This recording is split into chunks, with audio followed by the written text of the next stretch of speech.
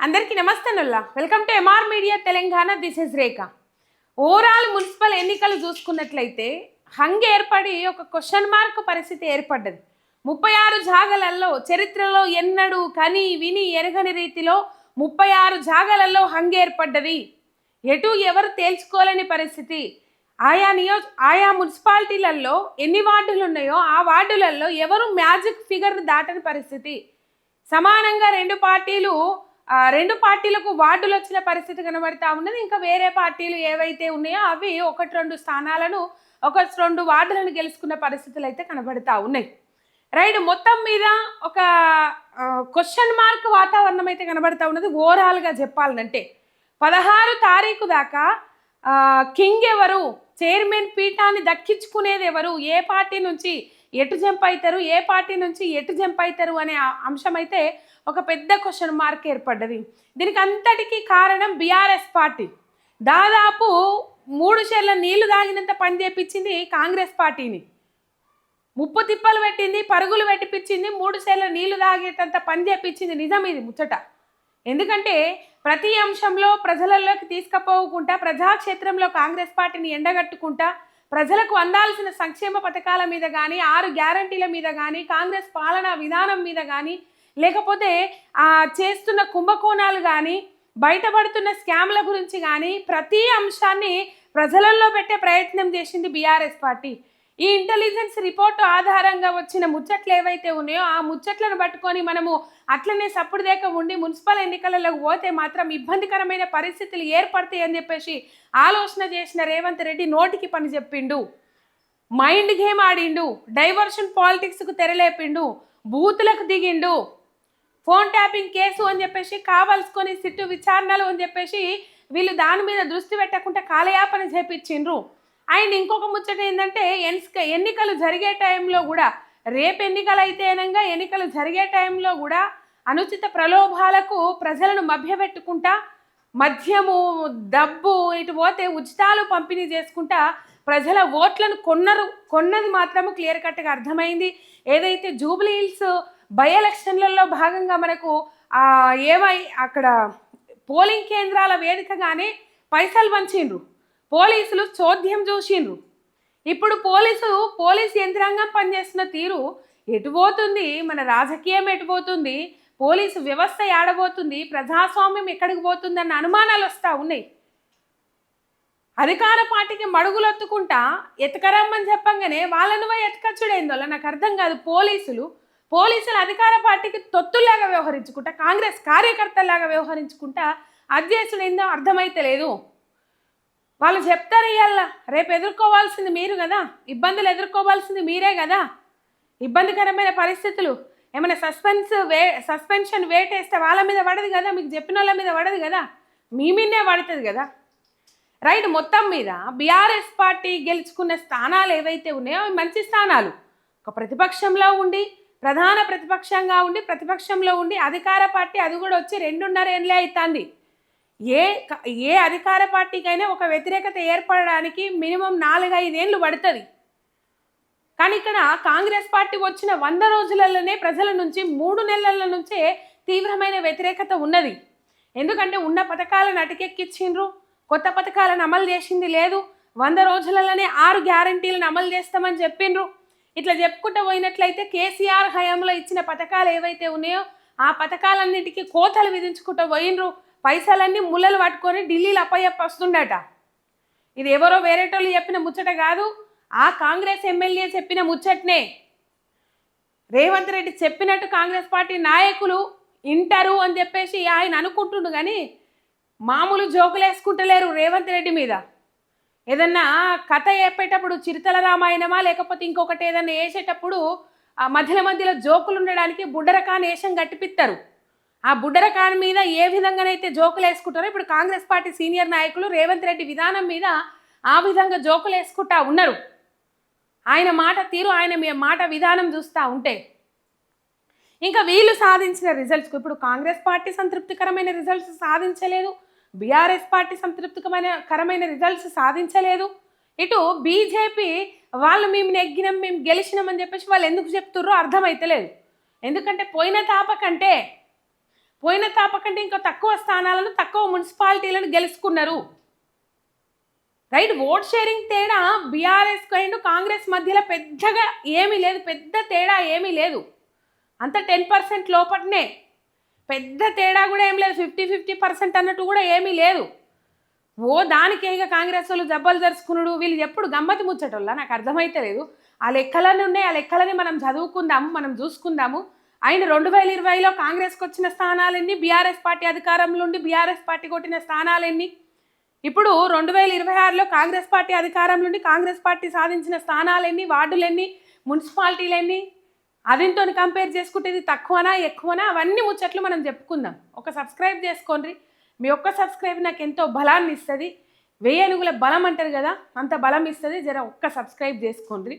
అయినా ముచ్చట్లన్నీ మనం మాట్లాడుకుందాం. మనం అన్ని లెక్కల ప్రకారం అధికారికంగా వెలువరించబడ్డ ప్రకటనలలో మనం చూద్దాం.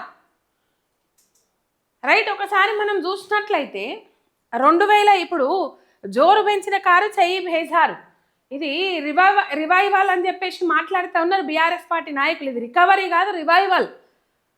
అంటే కాంగ్రెస్ పార్టీ వచ్చి 2.5 ఏళ్ళ పొద్దే అయింది, ప్రజల నుంచి అంత వ్యతిరేకత ఉండే అవకాశం లేదు వేరే వేరే పార్టీలు అయితే, కానీ కాంగ్రెస్కు వ్యతిరేకత వచ్చింది. ఎందుకు వచ్చింది తెలుసా?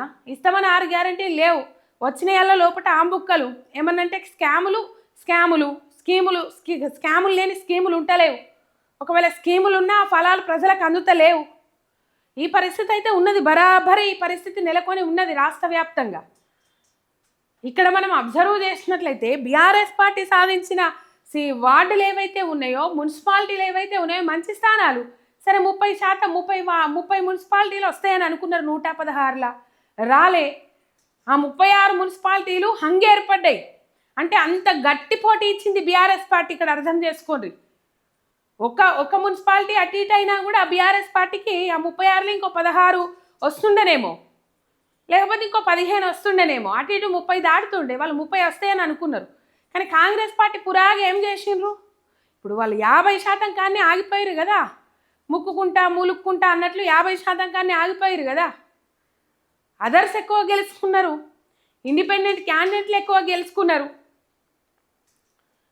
ఇప్పుడు మనం అబ్జర్వ్ చేసినట్లయితే అప్పుడెన్నో వచ్చినాయి, ఇప్పుడెన్నో వచ్చినాయి. ఫర్ సపోజ్ మనం చూద్దాం 2020లో 2026లో తేడా ఏ విధంగా ఉన్నది అనేది మనం ఇక్కడ గమనిద్దాం. రైట్, ఈ ఫోటో మీరు అబ్జర్వ్ చేసినట్లయితే మీకు తెలుస్తుంది ఇక్కడ. రైట్, పోయిన తాపలు ఎట్లుండే ఇప్పుడు ఎట్లున్నది అనేది. ఇక్కడ 2020 2026 మొత్తము 120 మున్సిపాలిటీలకు గాను 120 మున్సిపాలిటీలు బీఆర్ఎస్ గెలుచుకున్నది.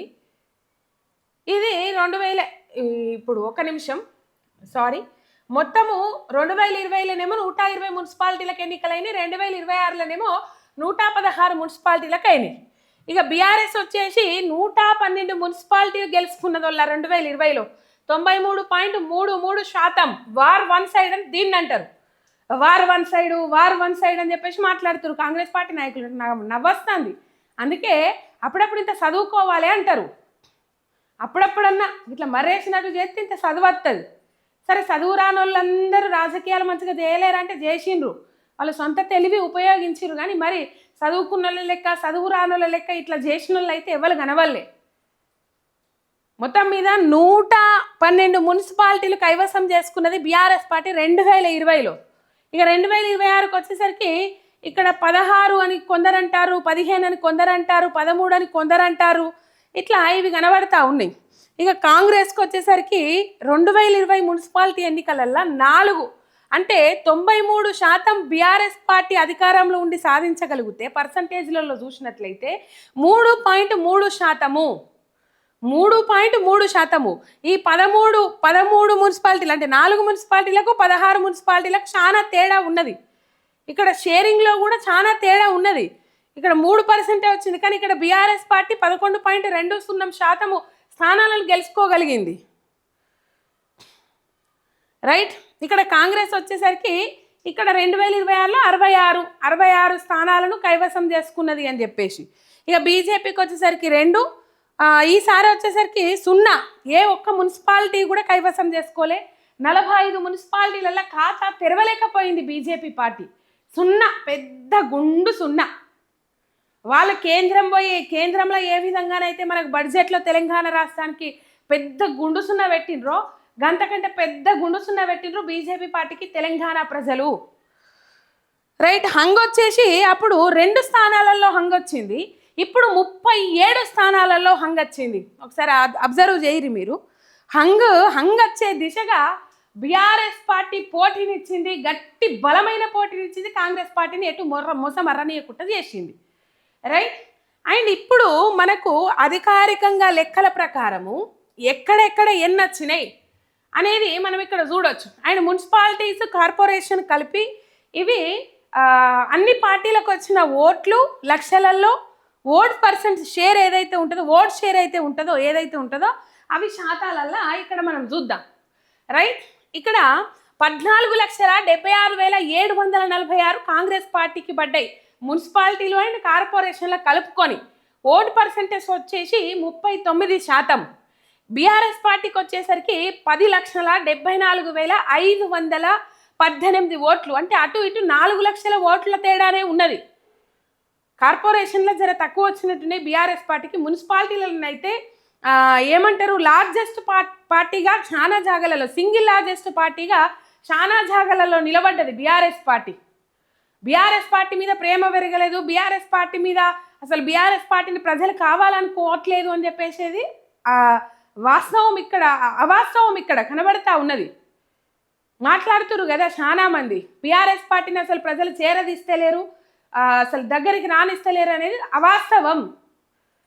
ఇక్కడ రానిచ్చురు కాబట్టి కేవలం 4 లక్షల ఓట్ల తేడా, 4 లక్షలు కూడా కాదు, 3 లక్షల ఓట్ల తేడా కనబడతా ఉన్నది గంతే. పర్సంటేజ్ చూసినట్టయితే 10%. బీజేపీకి వచ్చేసరికి 5,82,279 ఓట్లు, 16%.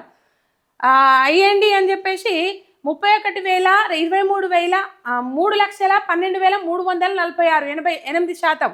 ఏఐఎంఐఎం వచ్చేసరికి 1,12,817, 3%. ఏఐఎఫ్బికి వచ్చేసరికి 55,712 ఓట్లు. అంటే మేము దీని మీద పోటీ చేసి, సింహం గుర్తు మీద పోటీ చేసి 40 స్థానాలలో సీట్లు సంపాదించినామని చెప్తురు కదా.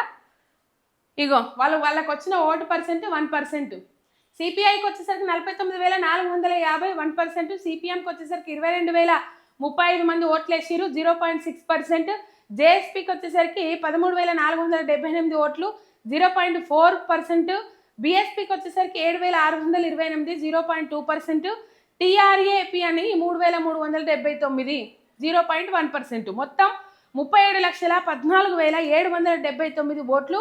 ఇగో ఇవన్నీ టోటల్. రైట్. ఇది మున్సిపాలిటీలు అండ్ కార్పొరేషన్ల కలుపుకొని ఆయా పార్టీలకు నమోదైన ఓట్ల వివరాలు. ఇక ఇక్కడ చూసినట్లయితే మున్సిపాలిటీ వైజ్ అన్నట్టు కాంగ్రెస్కి వచ్చేసరికి 11,22,260 ఓట్లు, 41%. బీఆర్ఎస్కి వచ్చేసరికి 8,64,209, 32%.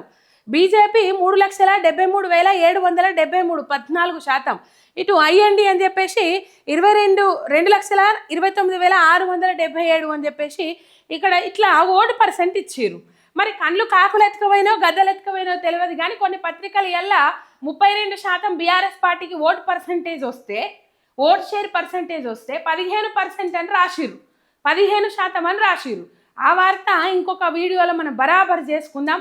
మొత్తం మీద ఇవి 2020 ఎన్నికలలో, మున్సిపల్ ఎన్నికలలో కాంగ్రెస్ సాధించిన దాంతో పోల్చుకుంటే బీఆర్ఎస్ పార్టీ సాధించిన ఓట్లు అనేకం. ఇయ్యాల ఓట్ షేర్ పర్సంటేజ్ కూడా అనేకం, ఎక్కువ, చాలా ఎక్కువ. అండ్ అది బీఆర్ఎస్ 2014 నుంచి 20 దాకా 6 ఏళ్ళ వ్యతిరేకత ఉన్నప్పుడే కాంగ్రెస్ పార్టీ, ప్రధాన ప్రతిపక్షమైన కాంగ్రెస్ పార్టీ సాధించిన స్థానాలు 4 మున్సిపాలిటీలు. మరి ఇలా కాంగ్రెస్ పార్టీ వచ్చి 2.5 ఏళ్ళ పొద్దు అవుతుంది, అంతగానో వ్యతిరేకత ఏర్పడాల్సిన అవసరం లేదు. అయినప్పటికీ కూడా వ్యతిరేకత ఏర్పడ్డది. ఎందుకంటే ఈ చక్కదనాల పాలన చూసి ఏ వర్గం ఇలా సంతృప్తిగా ఉన్నది, ఏ సామాజిక వర్గానికి చెందిన ప్రజలు ఆ సుఖశాంతులతో ఉన్నారు చెప్పగలుగుతారా ఎవరైనా? ఇలా మేము చేసిన అభివృద్ధి వల్ల, మేము అందించిన సంక్షేమ పథకాల వల్ల మాకు ఓట్లేసిరని చెప్పేసి మొత్తుకుంటూ ఉన్న కాంగ్రెస్ మేధావులు చెప్పగలుగుతారా? ఇలా ఏ వర్గానికి మీరు న్యాయం చేయగలిగినరు? ఇచ్చిన ఏ హామీని బరాబర్ నిలబడి కాళ్ళ మీద మడిమేని పక్కన తిప్పకుండా నెరవేర్చగలిగినరు? ప్రజలు కొట్టుమిట్టాడుతూ ఉన్నారు. ప్రజల ఆర్థిక పరిస్థితి దిగజారిపోయింది. ప్రతిద్రవ్యోల్బణం వరుసగా 4 నెలలు ఏర్పడాల్సిన పరిస్థితి. సాధారణ ధరల స్థాయి నిరంతరం పెరిగినప్పటికి కూడా రియల్ ఎస్టేట్ డమాలైంది. పెట్టుబడులు ఆగమైనాయి. వచ్చేటి అత్తలేవు, నిలిచేటి నిలుస్తలేవు. తెచ్చే అప్పులైతే తెత్తాను, ఆ ముక్కలు పెడతాను. రైట్. మొత్తం మీద ఇక్కడ చూసినట్లయితే మున్సిపాలిటీల వైజ్ ఇట్లా వచ్చినాయి. అండ్ కార్పొరేషన్ల వైజ్ చూసుకున్నట్లయితే పార్టీల వారీగా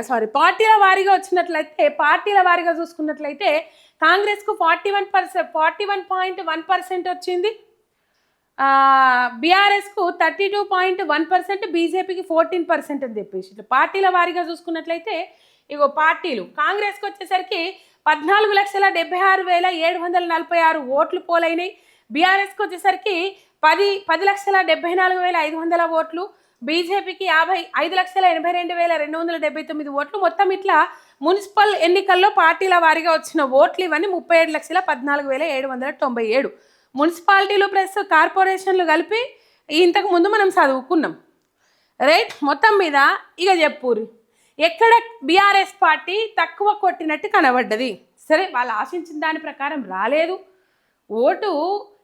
ఓటు శాతం ఎక్కువ నమోదైనప్పటికీ కూడా ఈ నమోదైంది ఎంత ఈ హంగులో పోయిందేమో అనిపిస్తూ ఉన్నది. ఈ హంగులో కింగ్ ఎవరు? ఇప్పుడు అదొక ఉత్కంఠ, అదొక స్పెషల్ వీడియో మనం చేసుకుందాం. మొత్తం మీద ఈ పరిస్థితి అయితే ఉన్నది. కారు బేజారు చేసింది చెయ్యిననే చెప్పుకోవాలి. అస్సాం పార్టీకి ఒక షాక్ ఇచ్చిందనే చెప్పుకోవాలి. అస్సాం పార్టీకి దిమ్మ తిరిగే రిజల్ట్ ఇచ్చింది. దానికి ఓన్లీ బీఆర్ఎస్ కారణం అనే చెప్పుకోవాలి. బీజేపీ పోయిన తాపల కంటే ఇప్పుడు పుంజుకున్నట్టు ఎక్కడా కనబడతలేదు. ఇప్పుడు ఆ నిజామాబాద్ మున్సిపల్ చైర్పర్సన్ పీఠాన్ని కూడా, ఆ మేయర్ పీఠాన్ని కూడా వదులుకోవాల్సిన పరిస్థితి. ఎందుకంటే ఎంఐఎం కాంగ్రెస్ అక్కడ మద్దతు కూడగలుపుకొని అవి రెండు మేయర్ పీఠాన్ని దక్కించుకుంటాయి. కరీంనగర్ది వదులుకుంటారా లేకపోతే ఏం చేస్తారు అనేది చూడాలి. మరి బీజేపీ ఎక్కడ పుంజుకున్నట్టు కనబడ్డది, ఎక్కడ ఓట్లు ఎక్కువ సంపాదించుకున్నట్టు కనబడ్డది తెలియదు. కానీ వాళ్ళ జబ్బలు వాళ్ళు జరుచుకుంటారు, కాంగ్రెస్ల జబ్బలు కాంగ్రెస్ వాళ్ళు జరుచుకుంటారు. బీఆర్ఎస్కు ఇది ఓటమి, బీఆర్ఎస్ ఓటమిని ఒప్పుకోవాలని చెప్పేసి మాట్లాడతాడు పిసిసి అధ్యక్షుడు. ఇక మరి వాళ్ళ అగ్రనాయకత్వం వాళ్ళు పొగుడతారట, అబ్బా బాగా సంపాదించిండు ఓట్లు అని చెప్పేసి. మొత్తము 50% కూడా దాటలే అధికారంలో ఉన్న పార్టీ. అంత వచ్చి 2.5 ఏళ్ళు పొద్దుగాలే తెలంగాణ ప్రజలు అంత వ్యతిరేకతతో ఉన్నారు.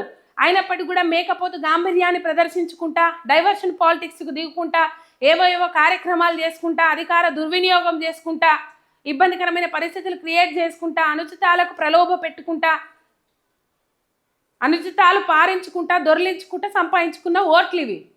అధికార దుర్వినియోగం అంతగానం చేసినా కలబడి నిలబడి కొట్లాడి గెలిచిండ్రు ఇవాళ అన్ని స్థానాలను బీఆర్ఎస్ పార్టీ. మొత్తం మీద ఇది కథ. కావాల్సుకొని బురదల్లే రాజకీయాలు. ఎక్కడ వీళ్ళు జోరు పెంచిరు అని చెప్పేస్తే మా ఇజ్జత్ ఎక్కడ పోతుందో అని చెప్పేసి రివర్స్ అటాక్ చేస్తారన్నట్టు. అదే కదా రాజకీయం అంటేనే. బీఆర్ఎస్ పార్టీ జోరు పెంచింది, రికవరీ అయింది. ప్రజలలో నిజంగానే కేసీఆర్ వైపు మళ్ళీ చూపుతాండ్రు ప్రజలు. కేసీఆర్ పాలన కోసం ఎదురు చూస్తూ ఉన్నారు అనేదానికి ఈ మున్సిపల్ ఎన్నికలే ఒక నిదర్శనం. ఎందుకంటే వచ్చి 2 నెలల పొద్దుగాలే కాంగ్రెస్ కదా అంత వ్యతిరేకత ఏర్పడ్డది. నిజంగానే వీళ్ళు ఇచ్చిన పథకాలు, వీరిచ్చిన సంక్షేమ పథకాలను చూసి ఓట్లేసినుంటే ఇలా బీఆర్ఎస్ పార్టీకి అన్ని స్థానాలు వచ్చేటివి కావు. 36 జాగాలలో హంగి ఏర్పాటు అయ్యేదే కాదు. ఇది వాస్తవం. ఇది ముచ్చట. సబ్స్క్రైబ్ చేసుకొని సపోర్ట్ చేయండి. మీ ఎంఆర్ మీడియా తెలంగాణ చెనార్.